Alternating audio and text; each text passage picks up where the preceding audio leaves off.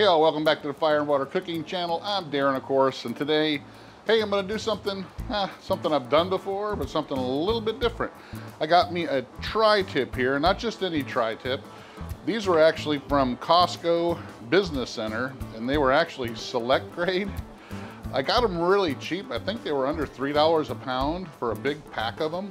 I had like 5 or 6 of them in it. So I picked them up just to, hey, why not, try it out. So I got me a tri-tip. We're gonna use some Fire and Water Cooking Edible Creations black garlic and coffee seasoning on it, which I love. We're gonna use the Combustion Inc. thermometer. It's a predictive thermometer that has 8 points on here of temperature readings, something that I'm beta testing that's not even out there on the market yet. And also we're gonna use the Recteq Bullseye 380X Deluxe, which is a brand new pellet grill. We're gonna do a reverse sear on this. Lots going on in this video. I'll be right back and we'll explain it. Smoking, grilling, getting hot and hotter, sous vide and chilling from Fire and Water.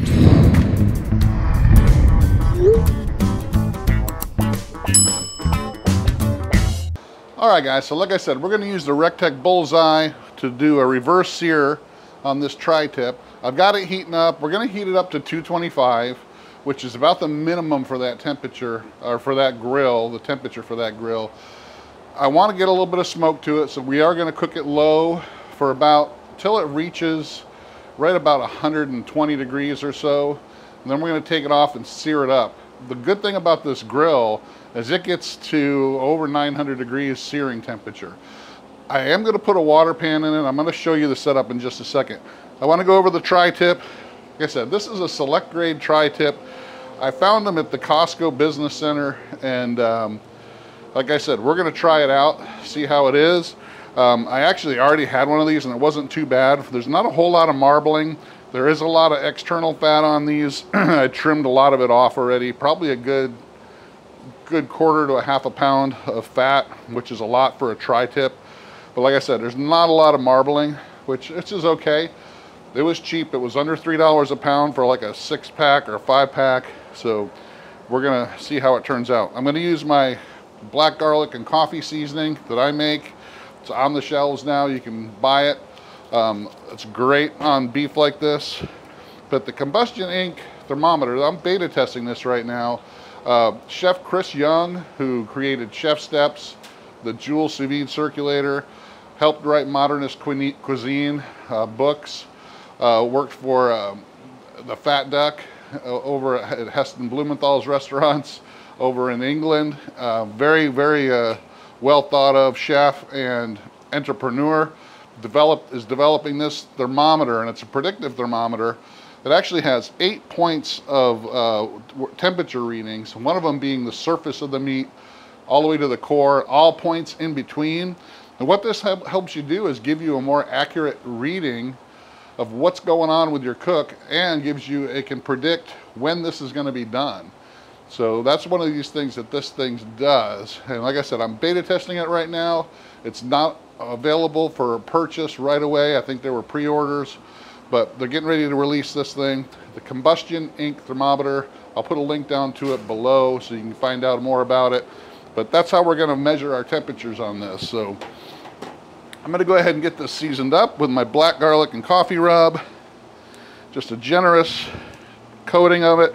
I'm not using any kind of binder because it's got some moisture on it already and it's gonna stick. So just give a nice even coat. And then I'm going to take you over to the Bullseye here, the Recteq Bullseye Deluxe, which is also another really newer grill. It just came out about a month ago, less than that, and I was one of the first ones to get my hands on one. And one of the things I like about it, it looks like a kettle grill. It's kind of small and compact, has a great 5G Wi-Fi controller on it, but it goes from low and slow all the way up to, like I said, it says 1,000. I've had it up to over 800. So let's go over there, take a look how I'm going to set this up. This is all seasoned. It doesn't really take a lot. Black garlic and coffee, awesome. I'll be right back. All right, guys, here's the Recteq Bullseye Deluxe. And as you can tell, I got it set to 2 1/4. It's overshot just a little bit to 250. It's coming down now. I'm not going to use the internal probe on here because I'm going to use the Combustion Inc. Wireless controller, and it's going to let me monitor all 8 points of the temperature. So I'm going to show you the setup here. Let me get you a little closer in. So it does have a cast iron heat deflector, but what I'm going to do, I'm going to use a water pan for a couple reasons. Water pans help you control the temperature a little bit better, and since this grill gets really super hot, and it really only, the lowest setting is 2 1/4, 225, I'm going to use that water pan to make sure that the temperature does not go any higher than that while I'm doing my low and slow cook on it. And it does going to add a little bit of moisture into the cook chamber as well. So as you can see, I got my water pan, my tri-tip's going to go right over the top of that. So that's the setup. We're going to do that until it gets, like I said, about 120 degrees or so internal temp. We'll take it off, take that water pan out, get the temperature up to searing temperatures, probably over 700. I'll try to get it up to as hot as it'll go, and then we'll take a look at it. All right, I'll be right back. All right, guys, so I got my Combustion Inc., my reader here, and that's, you know, pretty much is the thermometer itself is sending a signal to that, which is also sending it to my Bluetooth, so I can actually monitor it from my phone. So as you can tell, the temperature is about 55 degrees internal. I've had it sitting out for about, 45 minutes or so, and with this rub on here, kind of slowly brining it a little bit. So we're going to be able to monitor this. Once we get cooking, it's going to start, I'll show you on the app how it's measuring all the different temperature points of the meat, from all the way to the core, from all the way to the outside surface area.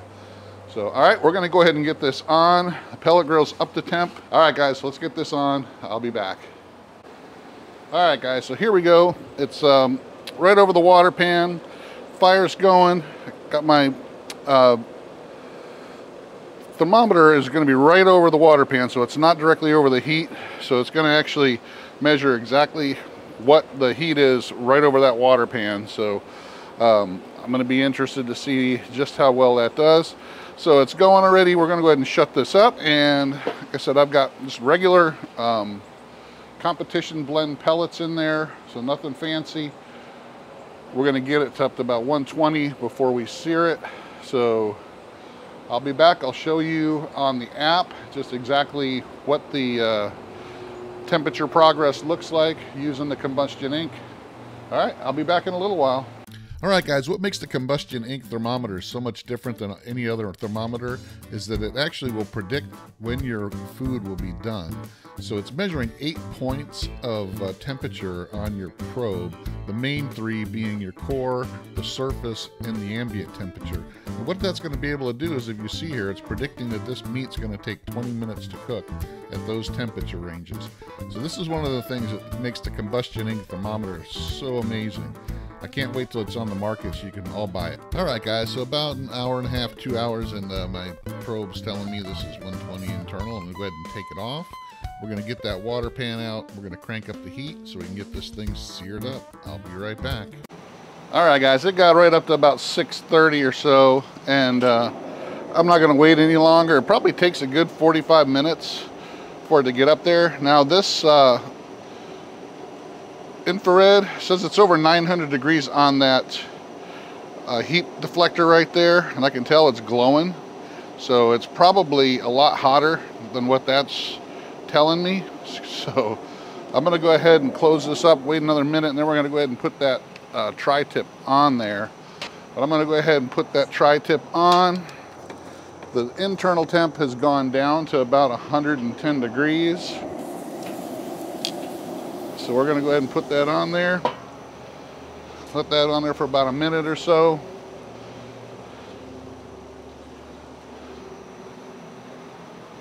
So we're at 110. I don't want it to go anywhere near or over 135 4 or 5. All right, we're gonna let this go probably about 1.5 minutes on each side. And then we're gonna flip it again. Since we cooked it pretty low, we don't have to worry too much about it going over medium rare for sure. And we're gonna monitor that temperature no matter what. All right, guys, look at that. Nice char on there.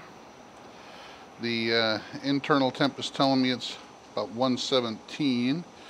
We know it cooked up to over 120 internal. So that's just telling me what the temperature is now. Tri-tip, I can see where the grain is going here. It's all kind of going that way on this. Remember, this is a select. I'm going to go ahead and cut the end here. Cut it kind of thin so you can see it. Look at how juicy that is.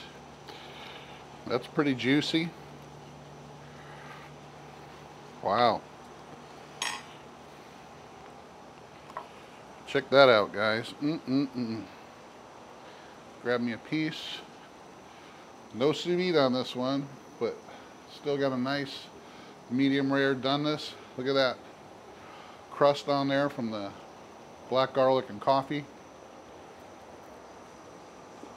It's not really that tough for it being select. I mean, it's a little chewy, but still pretty darn tasty.